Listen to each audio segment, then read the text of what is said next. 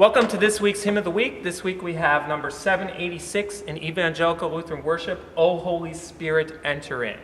Let's begin with the text by Michael Schirmer, who was part of the Thomaskirche in Leipzig, where famously Johann Sebastian Bach was cantor. As you can see, those dates really match up, 1606 to 1673. Of course, Bach being born in 1685, so preceding. And then the text was translated by Catherine Winkworth into English and then adapted. Originally, we had 8 stanzas. We only see 3 here, and stanzas 1, 4, and 6, I believe, were the ones that we see here from the original 8. So next thing I would like us to think about is about Michael Schirmer's life. And I'd like to give you some information here. He had bad health because of the 30 Years' War, the death of his daughter when she was 9, the deaths of his wife and 25-year-old son in 1666 and 1667, and another son before his own death. So depression did plague him, particularly after his wife's death. So when we think about that, it may change how we view the text, or even as we worship God, how that changes the text. If God is making our hearts our dwelling, it's different when we've lost family members, people that are very close to us. How does God shine in us brightly when we're going through that tragedy? So it's really puts a spin on it a bit, I think. This text was also found in the collection, and let me read it to you. Neues Vollkömmliches Gesangbuch Augsburgischer Konfession in Berlin in 1640. And Johann Krüger may sound somewhat familiar to you. Maybe you remember this tune from Good Friday, generally sung. Ah, Holy Jesus.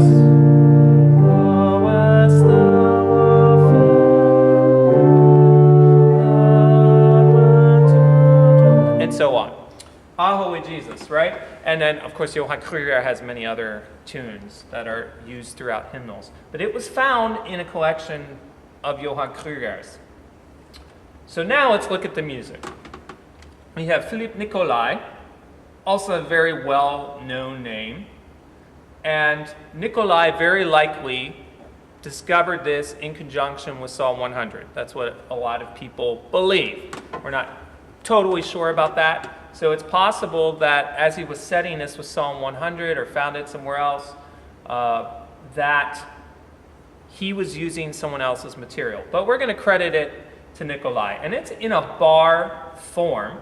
So that means A, A, B, but a rounded binary form where part of A comes back. So if you listen at the end, we get this. That part is coming back from some of the earlier A sections. Very standard form at that time to write in. So the other thing I'd like to share, and it's an important thing to explain, is isorhythmic hymns and rhythmic hymns. This is a rhythmic hymn. I'm going to try to do this in a very succinct, easy way. Think of rhythmic as dance-like, syncopated, mixed meter. And think of isorhythm, or isorhythmic, as pretty much the same meter, generally quarter notes, eighth notes, and some longer note values. But definitely a very standard pattern, not so much variation.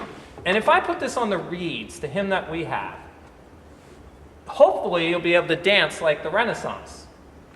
Oh, well, I need it on the right manual, don't I? Probably wouldn't ever do that registration on a Sunday morning. But the idea is you can feel that dance in there, right? So we're going to try to translate some of that to the hymn. And just to make a further point, thanks to United Methodist Hymnal, I'd like to play the isorhythmic version, which is not the one is found in the ELW. So listen to the difference. And this one's harmonized by Johann Sebastian Bach. And he was a key composer with isorhythmic hymns, because he took some of these rhythmic melodies, made them isorhythmic, and included these interesting harmonies. So here it is, the harmonization by Bach, isorhythmic.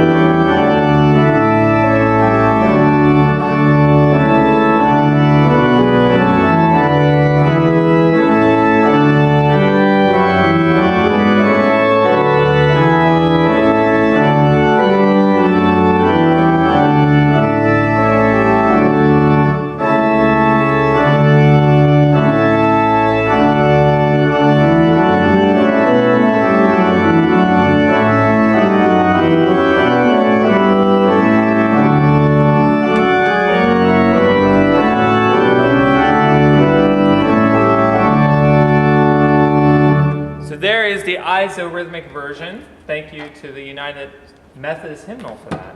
And now let's go to the rhythmic version. And I'm going to keep that spirit by playing more in a dance-like, include lots of ornamentation in the introduction. Hopefully that will carry over to the singing. O Holy Spirit, enter in.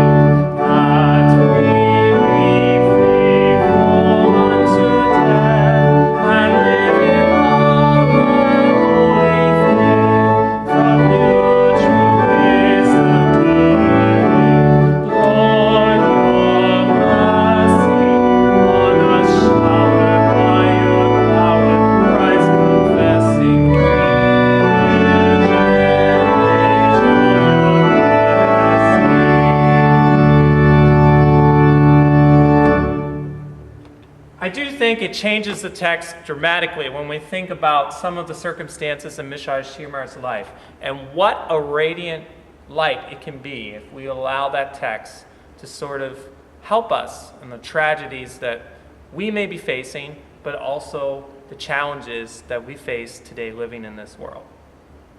Thank you for listening.